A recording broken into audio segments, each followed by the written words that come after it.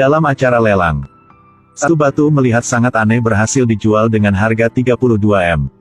Ternyata sebelumnya, Dong Daoqi menggunakan mata emas. Menemukan di dalam batu itu ada batu giok-giok. Baru mulai lelang sudah kasih harga 14 M. 14 M tidak mahal. Heyo kita bermain. Orang kaya benci dia karena memiliki latar belakang yang buruk. Sekarang bahkan lebih sarkastik baginya.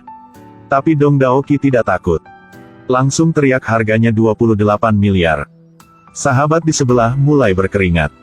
Karena menggunakan harga ini untuk beli batu. Jika tidak ada isi di dalam batu, maka anggap penjualan ini sebagai kerugian besar. Karena masih mau gengsi di depan pacar, Huawei menawarkan harga yang sangat tinggi sebesar 32 miliar. Berhasil membeli batu itu. Dan Dong Daoqi di tempat barang rongsokan. Habis uang 3 rebon membeli satu batu kecil. Ini batunya. Mendapatkan permata memiliki harga pasar 64 miliar. Sekarang gilirannya untuk memotong. Potongan pertama hasilnya lumayan. Saat itu sudah ada yang keluarkan duit 35 M untuk membeli ya. Dong Daoqi di samping mulai provokatif. Harga bagus itu. Menghasilkan 3,5 miliar. Saya tidak perlu 3,5 M itu. Mulai potong lagi untuk saya. Pemotong kedua kali. Membuat harga batu itu naik 2 kali. 106 T, bos jual ke saya ya. Dong Daoqi terus berkompol lagi. Jika adalah saya akan langsung jual. Tapi Huawei tentu saja dia kenal jebakan. Dalam hati berpikir jika dia berhasil potong ketiga kali. Jadi saya juga tidak takut. Jadi sudah suruh bawahan potong lagi batunya. Tapi dia tidak tahu. Dong Daoqi sudah menggunakan mata emas melihat ke dalam batu itu. Sayangnya hanya ada sedikit batu hijau. Tentu saja, ketika dipotong lagi batu ini hanya bisa dibuang saja. Meskipun Huawei dalam hati tidak senang. Tapi masih pura-pura seperti tidak terjadi apa. Hanya 32 M, tidak masalah.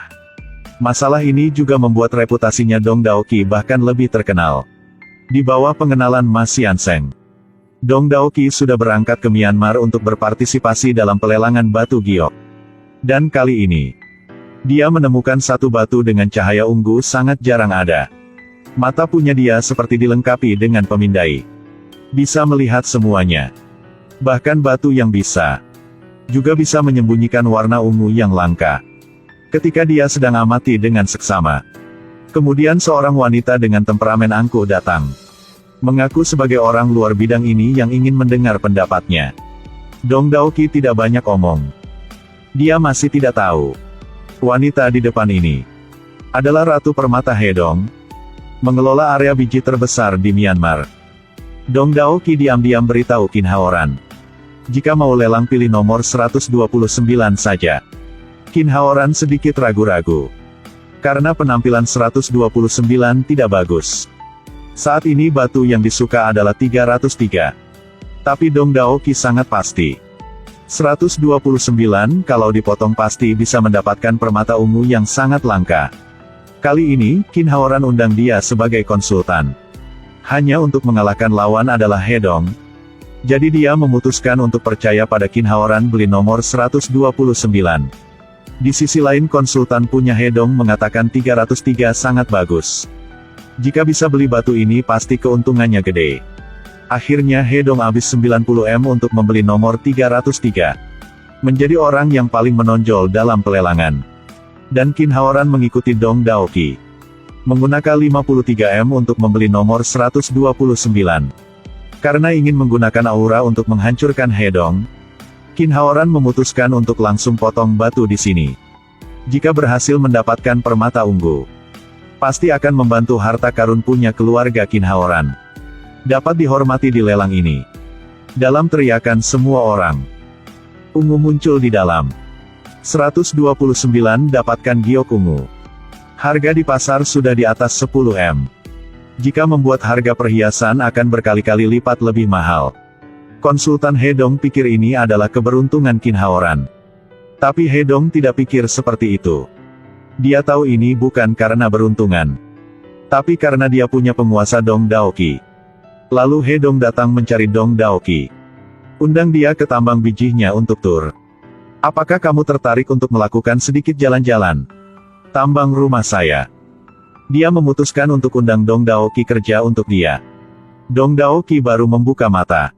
Mulai menggunakan mata emas bisa melihat semuanya. Di mata ada cahaya ungu yang tak terhitung jumlahnya. Dan intinya, tambang biji ini bernilai beberapa triliun. Tapi Hedong kasih tahu dia. Ini biji terbuang, belum bisa menggali apapun dalam setengah tahun terakhir. Lalu Dong Daoki datang mencari Hedong. Mengatakan bahwa dia sendiri yang menemukan batu giok ungu di dalam biji. Tapi Hedong kasih tahu Dong Daoki. Penasihat telah memeriksa. Vena mineral di sini tidak bagus. Tidak akan bisa menggali permata lagi. Dan selain itu, dia sendiri akan mentransfer tambang biji ini. Dia tidak mau buang waktu untuk tempat itu lagi. Putri punya Hedong kasih tahu Dong Daoki. Penduduk desa sini mereka semua mengandalkan pertambangan untuk mempertahankan hidup mereka. Jika tempat ini ditutup, semua penduduk desa ini akan hilang pekerjaan mereka. Dong Daoki berharap Hedong akan mikir lagi. Kebetulan ambil batu yang didapat dari tambang. Di tambang punya Anda ada permata ungu bagus seperti ini. Kenapa tidak ada yang kasih tahu? Ternyata konsultan dia sudah diam-diam kontak ke pembeli lain. Dia sengaja omong sama Hedong di sini sudah tidak ada permata. Lalu hasilkan banyak uang dari transaksi ini. Dong Daoki bilang akan menerima semua bahaya. Pada saat yang sama pastikan 6 bagian dapat menggali permata. Hedong tertawa bahagia. Dia tahu Dong Daoki pasti bisa. Walaupun tahu negara ini berbahaya. Tapi dia masih setuju untuk dicoba sekali. Penasihat tahu rencana dia sudah hancur.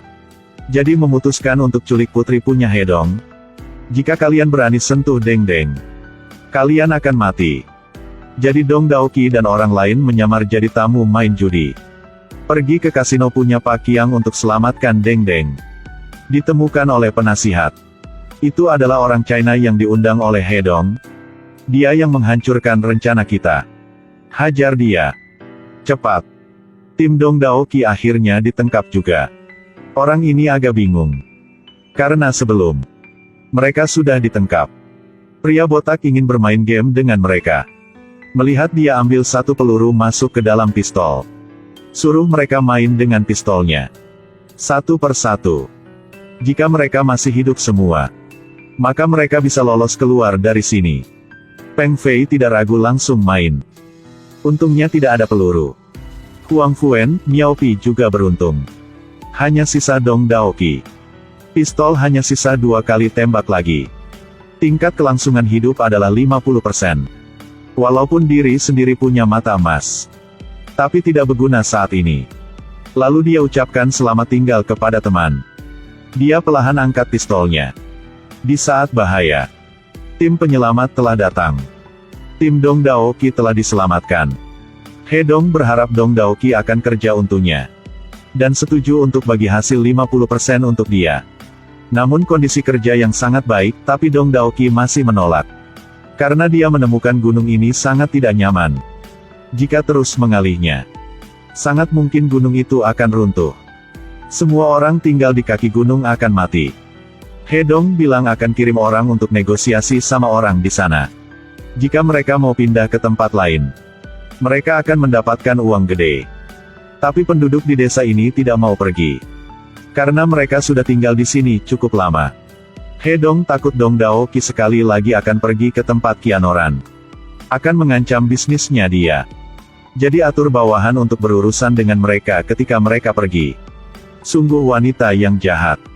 Jika tidak dapat mencapainya, maka harus menghancurkannya. Menunggu mereka sudah pingsan. Langsung bunuh mereka. Saya sudah masukin obat ke dalam daging. Dan kelompoknya Dong Daoki memulai perjalanan pelarian mereka.